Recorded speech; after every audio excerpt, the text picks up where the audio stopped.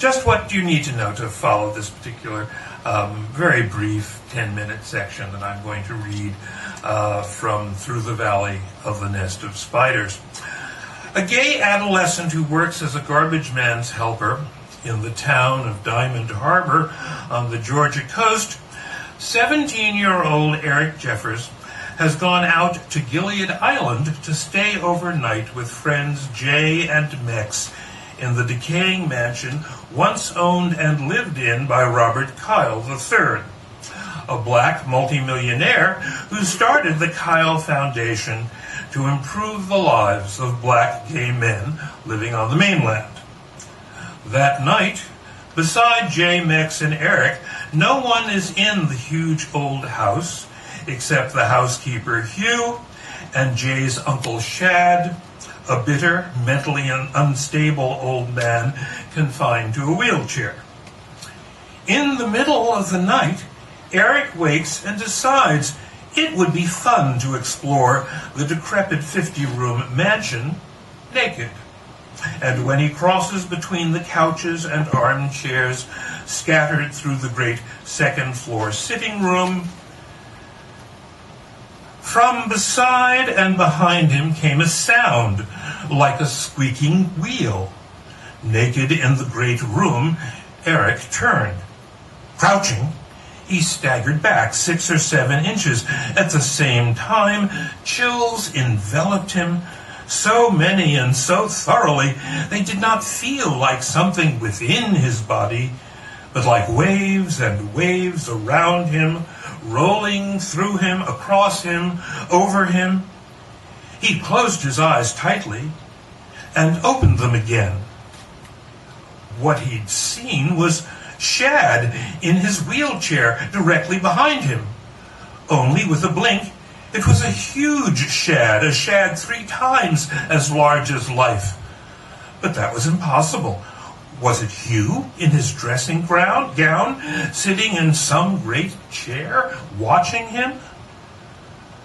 The figure in the moonlight was, Eric made himself stand up straight, 20 feet away in the corner. It was not directly behind him, but it was big, and he realized now it wasn't a seated figure at all. Again outside, a wind made the sash grate against the sill. A branch beyond the window moved before the moon, and smoky light drifted back and forth over the immense statue. Eric stepped forward. A very large bear? Bull? Boar? Was it stuffed? Real? He stepped closer. Nor was it rearing on its hind leg, one claw high, one claw, no, not a claw, but a hand out, as if to sweep in the world. It was a bull, only it squatted like a man, or it kneeled anyway, one knee down. The other, up before it, was some immense bird's claw, big enough to grip Eric's head. Those were wings back in the shadow, but not bird's wings. They looked like a bat's, only not any bat Eric had ever seen. Somehow, because he hadn't been looking for it, he'd missed it in its dim corner. But moving with the branch outside the window, moonlight kept making the forward of the 2 arms move. At last he was right in front of it. It was a minotaur, or something like one, winged and kneeling on one leg in the corner. Between its thighs, the one it kneeled on seemed human enough, as was its great foot. He could see the huge length of its tail, like a serpent thick as a thigh, rolling and coiling behind it. Knowing it was a statue, Eric reached out and up, expecting to feel the rough fur of ancient taxidermy on its forearm. He touched the huge, extended hand. It was metal, black with tarnish. Eric's heart began to still. Its pedestal represented rock and branches with a shell among them, and a starfish, as if it kneeled on a length of beach. Bent before him, the feathered knee shone where the patina had worn away. He imagined generations of children during holidays in this hall, at Christmas and high summer, Halloween and Easter, feeling the parts that extended, wearing the stain from its bronze, so that the yellow metal showed through, turned platinum by the moon. Eric backed away, breathing more easily. At last he turned, walked into the archway, and started down the stairs. Then, with a hand on the heavy banister, and started up the stairs. Then, with a hand on the heavy banister and the energy of the night's adventure, he began to run. Maybe I'll come out 1,000 years from now. And came out at the head of the broad railing in a small room, small compared to the room below, which, as he turned to orient himself, he realized was round. About the walls, crowded bookshelves alternated with shelf-to-roof windows. 2 of the windows had shades pulled down, one only a few inches, one at least 2.5 feet.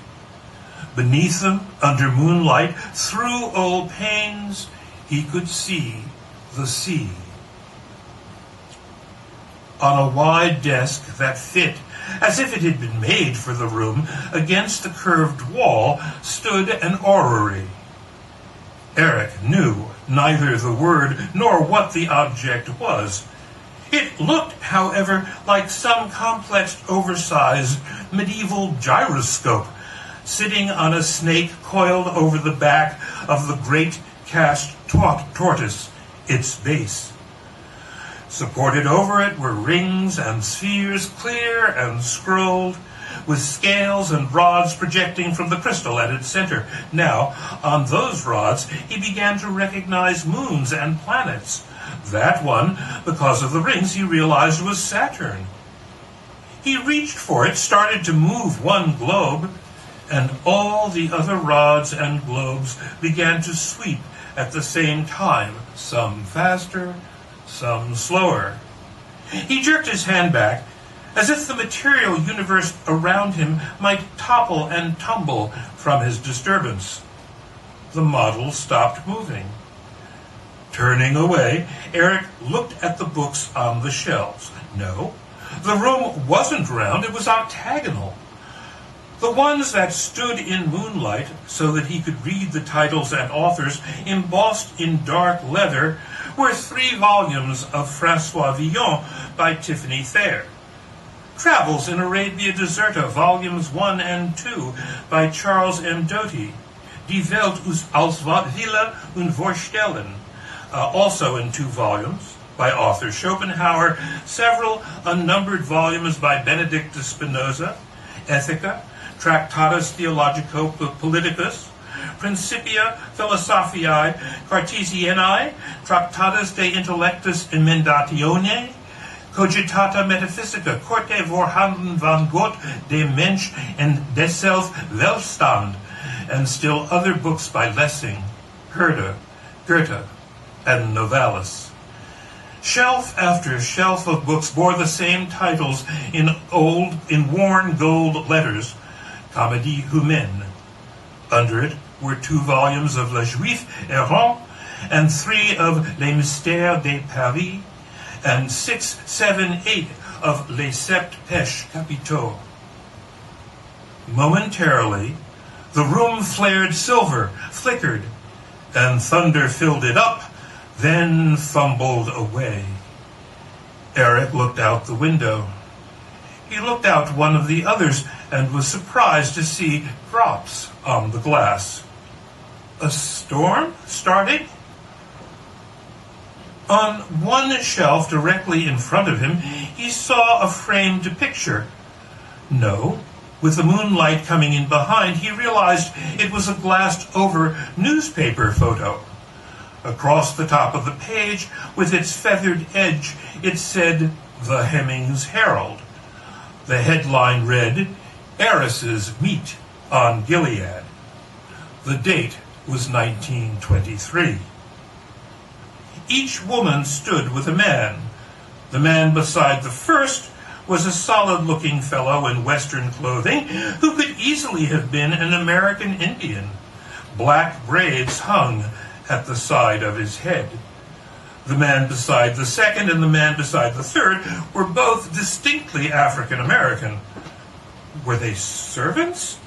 Eric wondered, though the tall and heavily braceleted one had her hand on the black man's arm, which made Eric doubt it.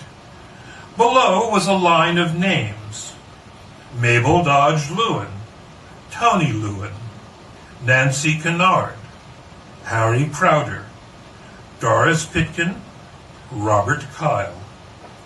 And white light filled up the windows both sides of the wall. As he looked, the photograph turned black. In the rectangle of glass over it, now Eric saw the reflecting books and bookshelves on the wall behind. He stepped backwards, then turned to look at the other bookshelves as lightning lit them. Thunder filled up the room. The lightning faded. For moments, Eric thought the tower was cracking and crumbling, and moments later, again, he was looking at the three couples smiling under glass.